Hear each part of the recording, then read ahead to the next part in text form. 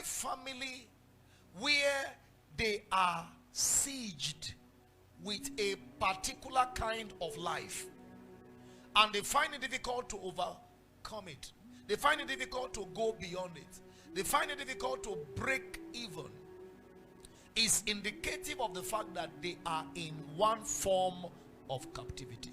My good news is that tonight, that captivity shall fail. That captivity shall scatter.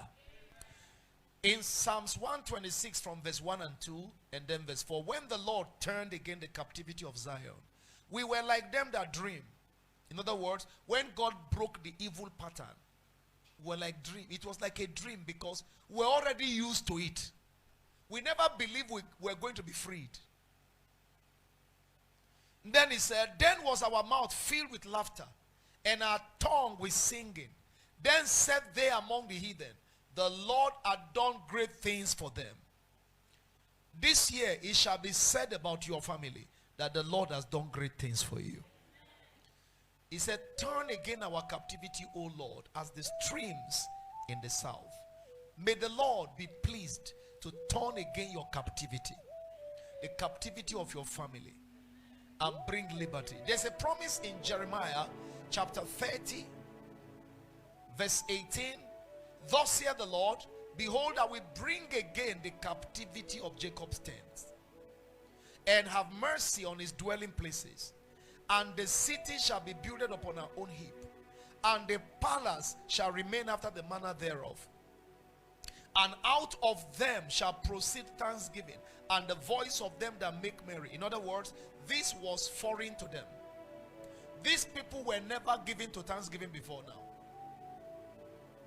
There was no merriment in their midst before now. All you had was a case of tears, weeping.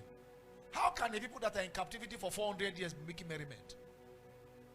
But God said, I will bring again the captivity of Jacob's tent. Then out of them shall proceed thanksgiving. There are families where they don't do thanksgiving. They do burial ceremonies upon burial ceremonies. It's a pattern. There are families that every year, as people are going for December period of celebration, they are going for burial. There are families like that. It's a form of captivity. If your family is subjected to a pattern that you are not enjoying, a pattern that makes life miserable, a pattern that makes life bitter, a pattern that makes life difficult, a pattern that makes life unbearing, a pattern that makes life painful, a pattern that makes you to be wishing for death instead of being alive, it is indicative that your family is in a form of captivity or the other. The good news is that God promises to bring again the captivity of Jacob's tent and have mercy upon his dwelling places. Say thank you, Jesus. Then he said, out of them shall proceed thanksgiving, and the voice of them that make merry, and I will multiply them, and they shall not be few. I will also glorify them, and they shall not be small. To somebody, this shall be your testimony this year. He said, their children also shall be as aforetime, and their congregation shall be established before me. There are congregations that are not established. There are churches that as they are rising, they are falling. The pastor will build. As they are about to rest, everything comes down, because the congregation is not established. But there are congregations that are established. This year, the Lord will establish this congregation. We'll keep on growing from strength to strength, from glory to glory, in the mighty name of Jesus Christ. He said, their nobles shall be of themselves, and their governor shall proceed from the midst of them. What a word. That means politicians will rise from our midst. Kings among men will rise from our midst. Do you know what it means for you to be the ones producing those who lead you, than for you to be importing leaders? There was a particular time that strangers were the ones leading Nigeria, but we're not aware that they were strangers, because we're told that they are citizens. They just claimed a particular state, but they were slaves. They were strangers. Just because they stayed in Nigeria for a few years, they claimed citizenship, and they became leaders. When God allows slaves or strangers to be leading you, it is a curse. It is a blessing when you are able to produce the people that lead you by yourself. Lift up your right hand and pray this prayer with me very quickly. Say with me, the mold that God has not formed in my life and family shall no longer keep me. It shall break and scatter in pieces in the name of Jesus. For the next 30 seconds, can you pray? Can you pray? Lift your voice and pray. Every mold that God didn't form in my life, in my family, shall no longer keep me down. I command it to scatter into pieces.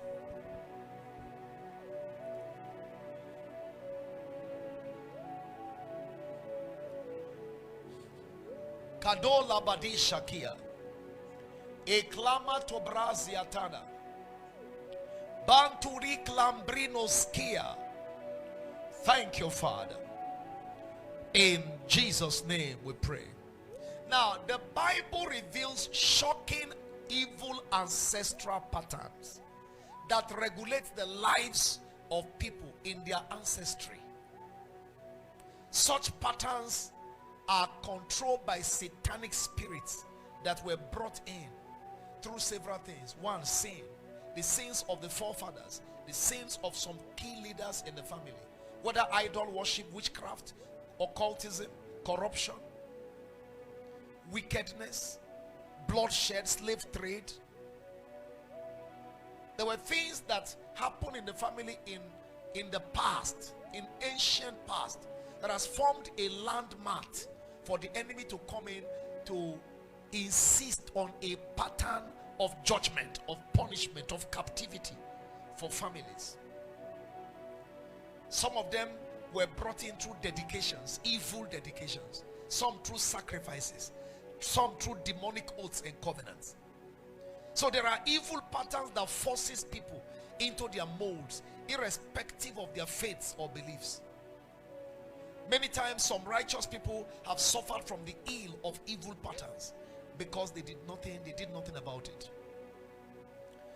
Once upon a time, God came to Father Abraham and said, get you out of your kindred, come out of your country, come out of your father's house, because I intend to break the pattern of your father's house, beginning with you. So I need you to come out. Sometimes when God wants to break evil patterns, He begins to call people out of that pattern, so that through them He can establish new patterns in righteousness. I would like you to listen very carefully. I spent almost the whole day praying for you with my prayer team, and we prayed some very serious prayers, breaking evil patterns, because a lot of people are victims of demonic patterns, evil patterns, and they are helpless in the face of such patterns, because the pattern is older than you, is older than your great grandfather. You were born into it, and you find it difficult to resist. I was talking, in fact, I mentioned somebody's name in the morning session. I can't mention the person's name now, who told me that his brothers and sisters are all doing well. They've made a lot of money, but anytime any of them decide to mold block that he wants to build a house, all that he has gathered will start depleting. His asset to start depleting, his wealth to start diminishing, because there is a pattern that says nobody must build his own house. They can rent any house. It doesn't matter how expensive the house is. They can afford, so long as it is not their own. They will rent. I'm sure you have heard of people like that. But any day the man decides to clear ground, that he wants to lay foundation,